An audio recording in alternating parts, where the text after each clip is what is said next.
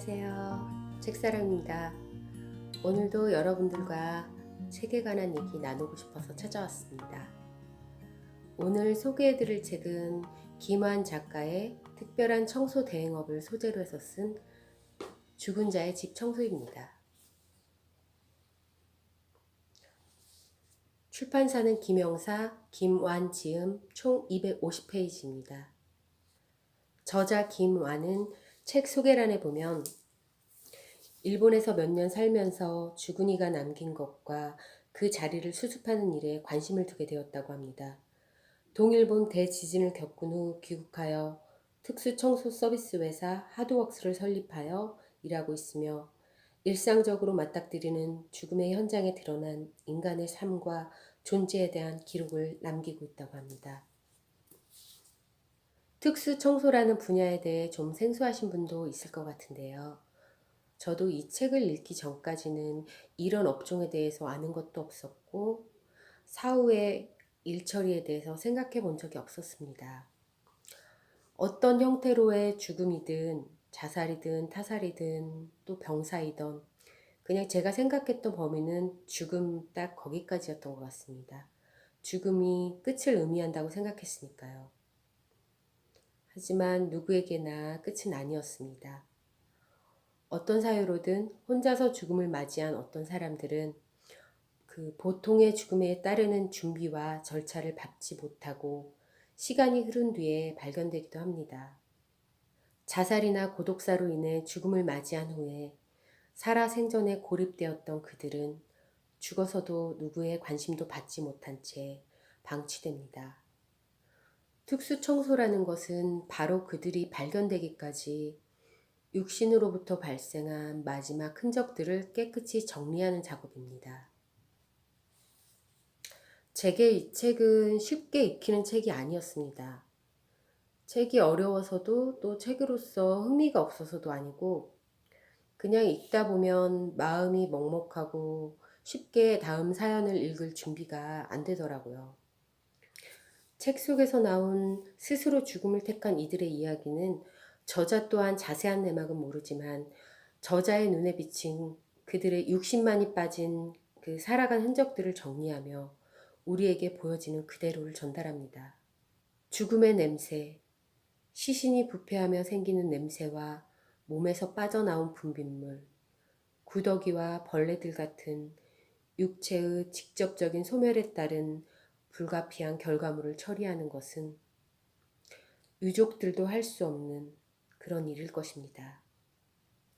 그리고 몇 줄 안 되는 이력이 적혀 있는 이력서와 체납고지서, 독촉장, 가스, 수도, 전기, 미납요금 경고장, 공급 중단을 알리는 최후 통첩장, 처방받은 약들, 액자 속에 잘려진 사진, 수십 통의 편지, 오줌이 든 수천 개의 페트병, 핏물에 젖은 노트, 이런 것들을 통해서 저자는 그곳에 살았던 이의 절망과 좌절, 그리고 처절한 고립의 현장을 우리에게 보여줍니다.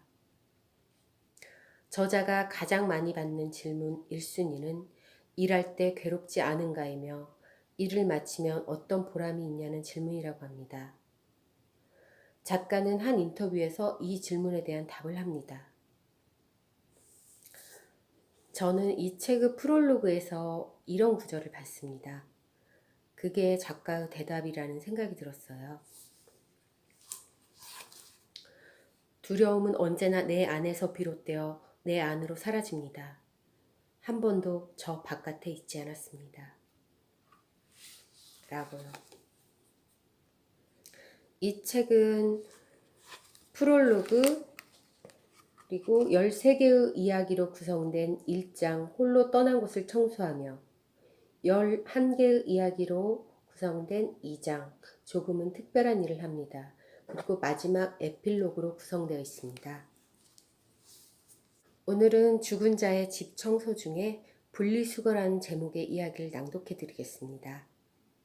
분리수거.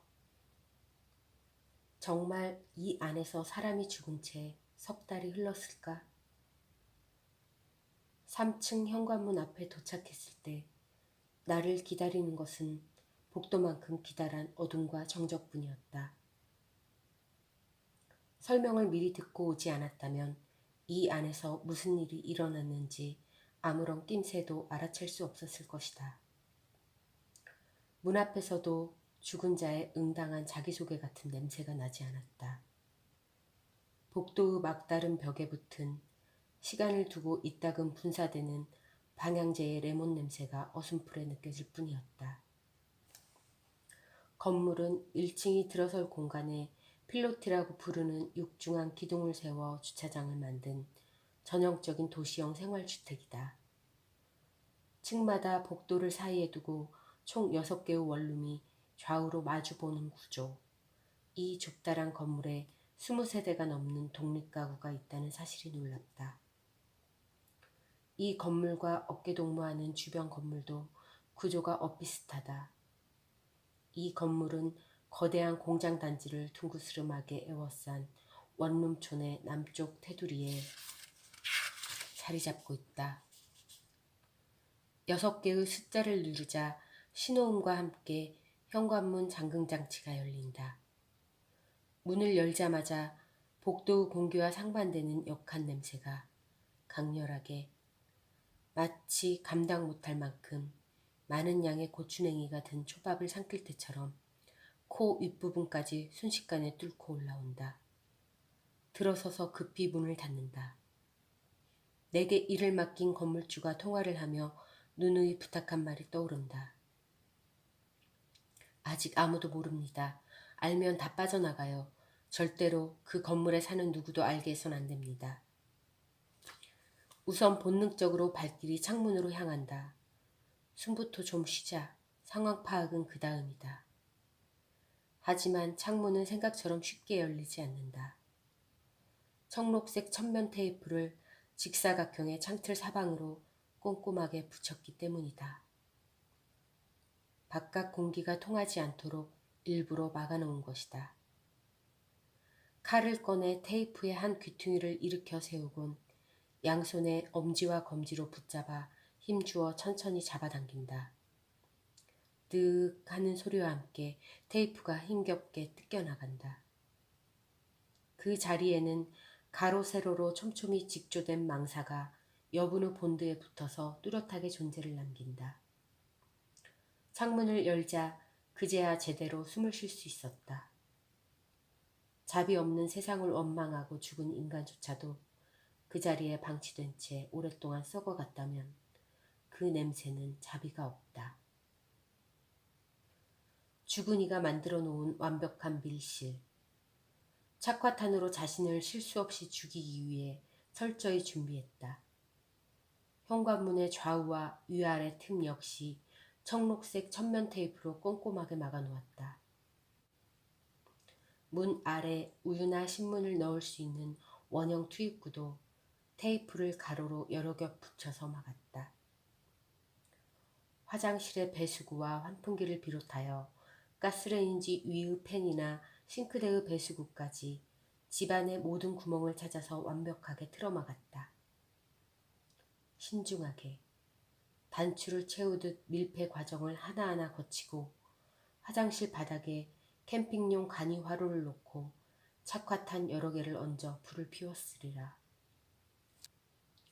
침대 매트리스엔 검은색 눈사람처럼 맞붙은 원형 핏자국 2개가 선명하고 갈색 스타킹을 벗어놓은 것처럼 길쭉한 피부 조직이 오그라든 채 들러붙어 있다. 거울 앞에 놓인 여러 화장품 용기 사이에 사진이 어디론가 사라진 2개의 빈 액자가 세워져 있다. 화장실 바닥에 흩어져 있는 착화탄 젤을 쓸어 담으며 문득 떠오른 생각. 화로 근처에 있어야 할 라이터 같은 점화장치가 없다.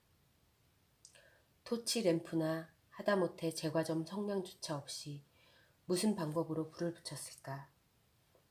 여느 착화탄 자살 현장에 비하면 화로 주변이 너무 깨끗하다.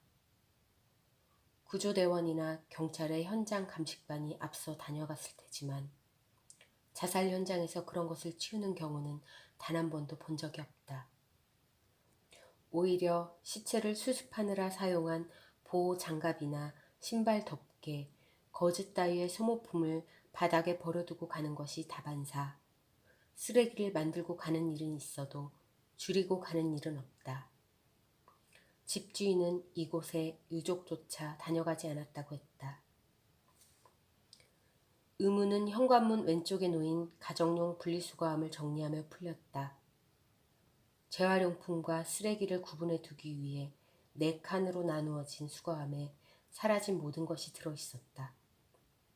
불을 피우는 데 쓴 금속 토치램프와 부탄가스 캔은 철 종류를 모으는 칸에, 화로 포장지와 택배 상자는 납작하게 접힌 채 종이칸에, 또 부탄가스 캔의 빨간 노즐막에는 플라스틱 칸에 착실하게 담겨 있었다. 자살 직전에 분리수거라니 이게 정말 가능한 일인가? 이전에 다른 자살자의 집에서 번개탄 껍질을 정리해둔 광경을 본 적은 있지만 이것은 너무나 본격적이다.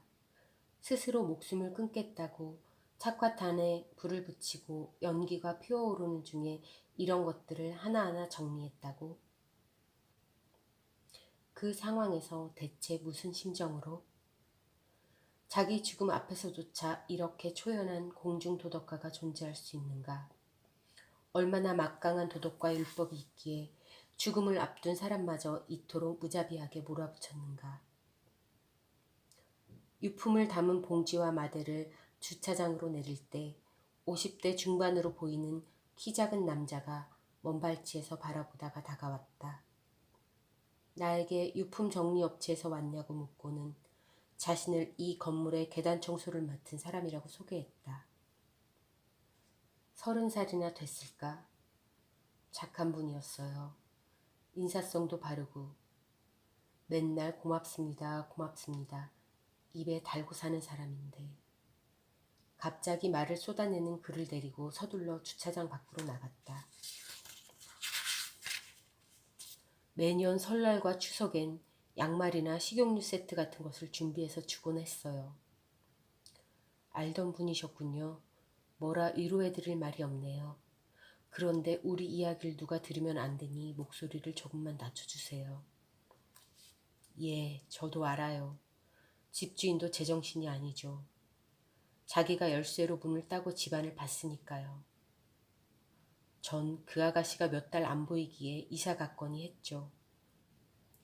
말없이 떠날 사람은 아니라고 생각해서 좀 섭섭했는데 지난주에 제가 청소하러 왔을 때 저기서 구조대원들이 들 것을 들고 내려오더라고요. 가려져 있으니까 난 그게 사람이라고는 생각하지 못했어요. 개나 고양이? 사람이라고 하기엔 너무 작았으니까요.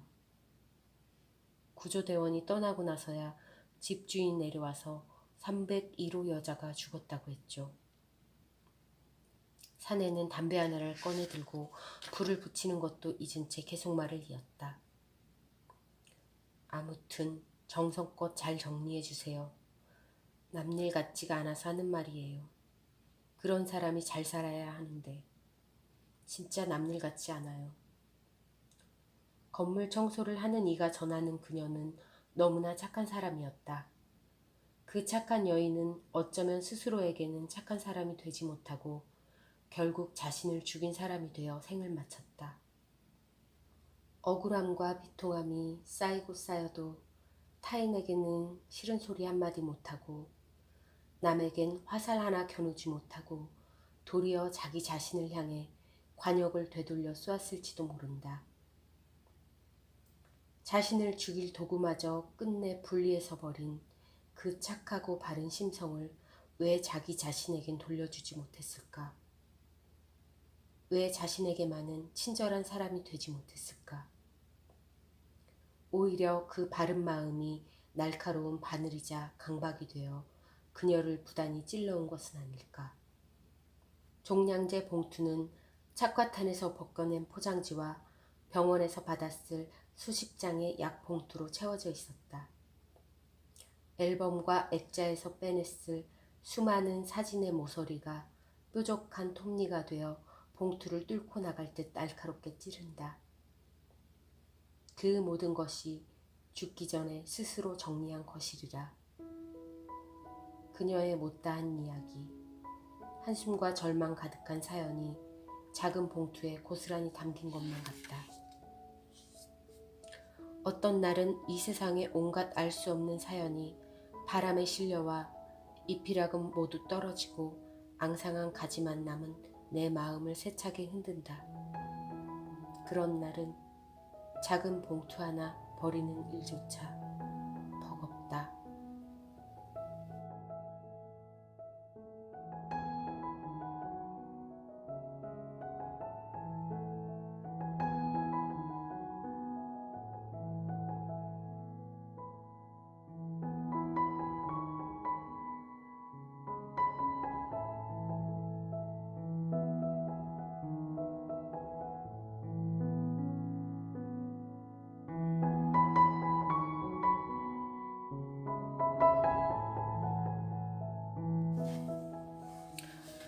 오늘은 김완 작가의 죽은 자의 집 청소를 읽어드렸습니다. 다음에 더 좋은 책으로 찾아뵙겠습니다. 구독과 좋아요 부탁드려요. 안녕히 계세요.